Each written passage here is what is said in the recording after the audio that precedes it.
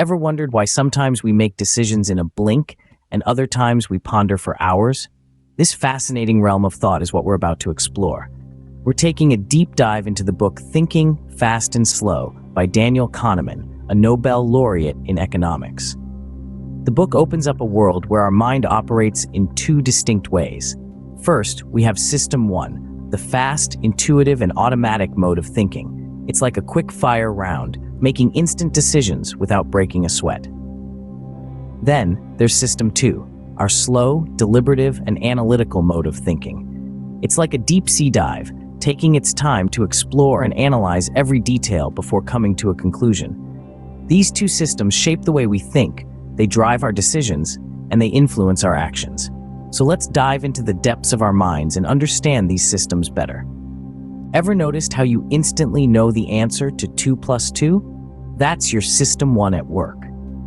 Picture it as the eager, ever-ready participant in your cognitive process, always prepared to jump into action at a moment's notice. No need to roll up the sleeves or mentally prepare. System 1 is your brain's automatic response unit, working tirelessly behind the scenes. System 1 is like that friend who always seems to have an answer to everything. It operates quickly, instinctively, and with virtually no effort. You don't need to consciously activate it or control it. It's there, doing its thing, whether you're aware of it or not. It's the reason you can recognize a friend's face in a crowd without consciously thinking about it, or why you can detect hostility in someone's voice without having to analyze each word they say. But it's not just about instinctual responses or quick recognitions. System 1 also plays a significant role in our decision-making processes and behavior. When you're choosing a book to read, for instance, System 1 might steer you towards one with an appealing cover or one written by an author you've enjoyed before. It's all about quick, effortless judgments and associations. However, as efficient as System 1 might be, it's not infallible. It tends to rely on shortcuts and heuristics, or rules of thumb, in its decision-making process. This can often lead to errors or biases in our judgments. For example, you might judge a book by its cover and miss out on a great read hidden behind an unappealing design. System 1 is also responsible for those gut feelings we sometimes get. These intuitive feelings can be surprisingly accurate, but they can also lead us astray. We can be tricked by our own biases, our past experiences, or even by the way a question is posed. So, while it's true that System 1 is incredibly fast and efficient, it's crucial to remember that it isn't always accurate. It's like a well-intentioned friend who sometimes gives bad advice. System 1, though fast, isn't always right. Isn't that intriguing?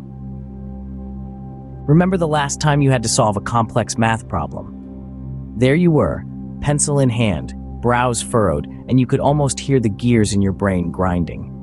That, dear listeners, was System 2 at work. System 2 is our mental superhero when it comes to complex computations and effortful mental activities. It's the part of our brain that steps in when we need to concentrate, to reason, to deliberate.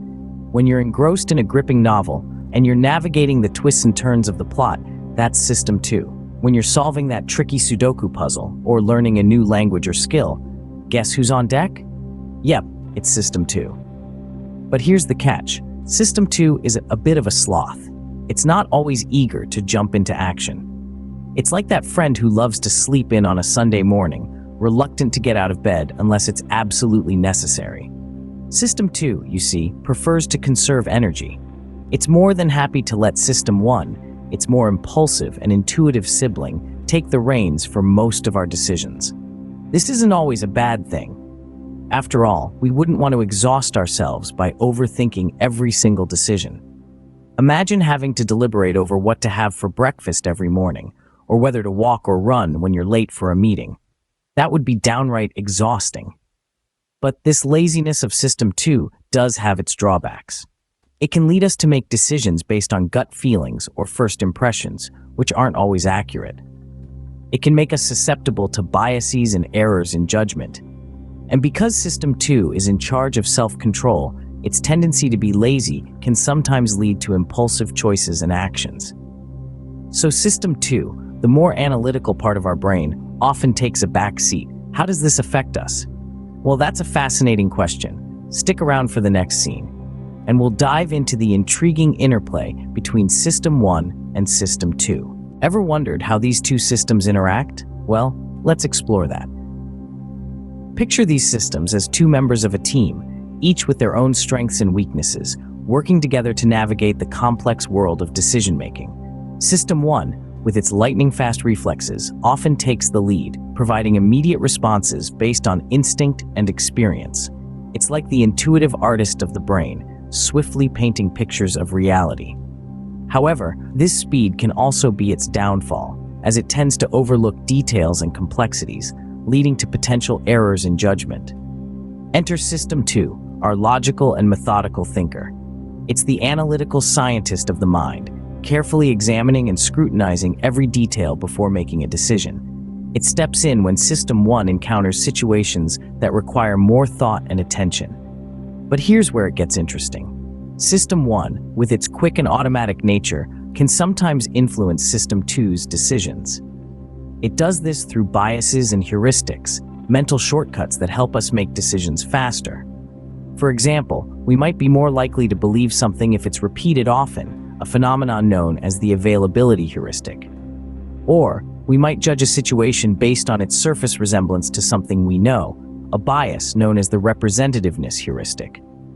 These biases and heuristics can sometimes lead System 2 astray, causing it to ignore critical information or make flawed decisions. For instance, we might ignore a product's poor reviews because we've heard so many good things about it, or we might wrongly assume that someone is a librarian because they enjoy reading. These are examples of the availability and representativeness heuristics in action. So, while System 2 is designed to correct System 1's potential errors, it can also fall prey to them. This fascinating interaction between the two systems can shape our decisions in ways we might not even realize. These systems, though distinct, work together in shaping our thought processes. But how does this knowledge benefit us? What if we could harness the strengths and mitigate the weaknesses of both systems? What an exciting thought, isn't it? The beauty of understanding these systems, System 1 and System 2, is that it can drastically improve the way we make decisions. First, let's talk about engaging System 2 more. As we've learned, System 2 is the slow, analytical part of our brain.